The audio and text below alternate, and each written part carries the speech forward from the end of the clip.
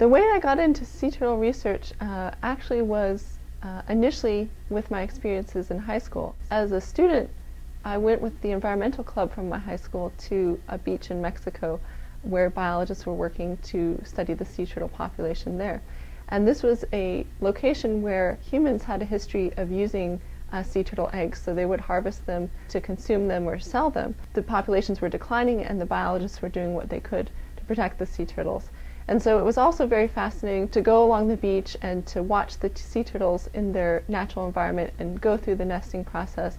And so that sort of carried weight with me, and when I ended up studying biology in college, I still maintained that interest in the back of my mind even though I wasn't studying sea turtles at that point.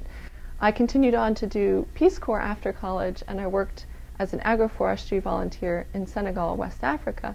And there I was also working with humans that were using their natural resources to a point that it wasn't sustainable. So they were using trees and had deforested most of the local region, and so I was working to help them do so in a sustainable manner and plant trees that they could integrate with their agriculture.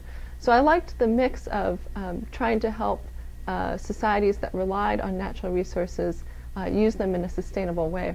And so I came to UF for graduate school to work on sea turtle biology.